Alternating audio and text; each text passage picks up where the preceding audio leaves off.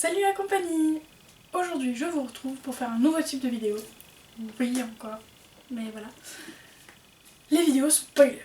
Alors comme vous l'avez vu juste avant dans la prévention on va dire, il s'agit de vidéos résumant l'intégralité d'un livre pour vous permettre de vous remettre en mémoire le livre en question quand vous lirez le suivant.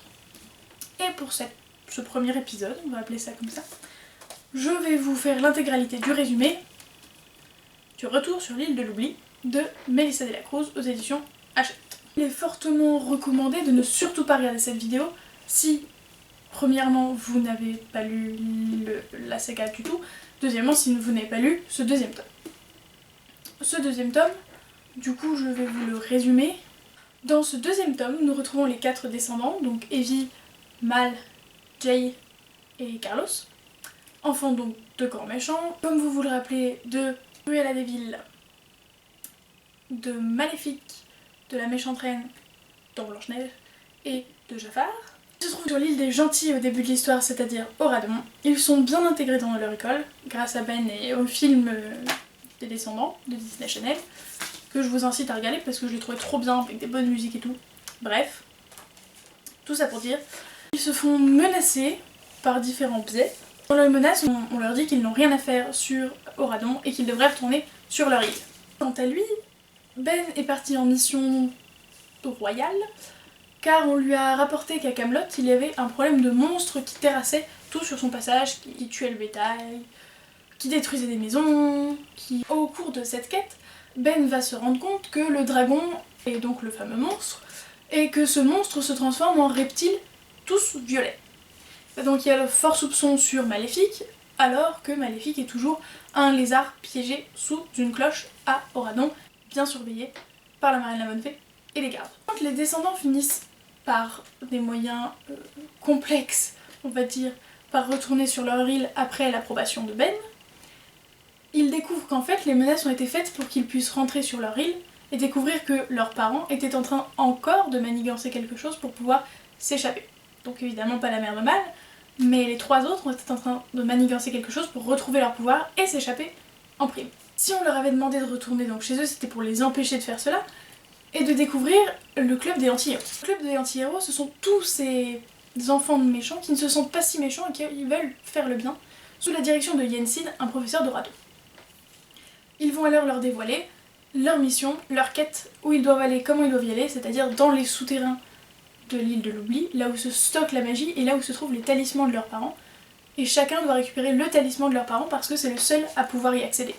Ils finissent par trouver l'entrée des catacombes. Grâce à Maddie, une fille de méchante, elle est restée méchante qui ne le voulait pas à la base. Ils ont découvert l'entrée des catacombes et ont plongé dedans. Ils ont eu ensuite à vaincre leurs propres démons chacun pour récupérer le talisman. C'est-à-dire qu'Evie a dû se battre contre le fait que personne ne l'appréciait et que ses amis n'étaient pas ses vrais amis. Jay a eu affaire dans un désert au serpent d'or qui est donc le sceptre de Jafar, dans le dessin animé, qu'il a fini par vaincre lui aussi. Carlos a dû quant à lui faire face à l'anneau de cupidité qui voulait faire en sorte d'être utilisé pour qu'il tue sa mère, en fait, qui était au final une illusion créée par l'anneau de cupidité. Et enfin, Mal a dû récupérer l'œil du dragon, qui est en fait un œuf. Œuf, on va savoir pourquoi. Et son épreuve à elle a été de faire confiance à ses amis et justement de ne pas vouloir tout affronter toute seule. Quand ils ont réussi à obtenir ces 4 talismans, ils ont poursuivi leur chemin dans les catacombes et sont arrivés curieusement à croiser Merlin et Ben, qui étaient en pleine quête pour retrouver la fameuse créature dans les mines des nains de Blanche-Neige, car ils avaient eux-mêmes trouvé des écailles extrêmement similaires dans leur tunnel. Au final, il s'est avéré que ce monstre était Madame Mime, donc la méchante dans Merlin l'Enchanteur, et que Madame Mime, après un affrontement contre Merlin dans le livre, a perdu, et Merlin a donc renvoyé chacun chez lui avec un joli petit sortilège, et il s'est avéré que les 3 parents qui se baladaient dans les catacombes, c'est-à-dire donc Jafar, Cruella de Vil et la méchante reine, se trouvant dans les parages, tout le monde a été ramené chez lui. Ben est retourné dans l'école et son château, ainsi qu'Evie, Mal, Jay et Carlos, mais aussi leurs parents et Madame Mime. Et voilà comment se termine le retour de l'île de l'oubli. J'espère que cette vidéo vous aura servi, surtout pour le tome suivant, si tome suivant il y a.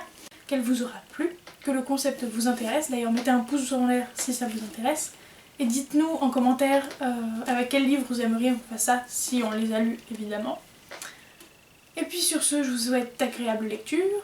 Ça me ferait vraiment plaisir que vous me parliez de vos dernières lectures. Et sur ce, je vous dis à la prochaine. Ciao!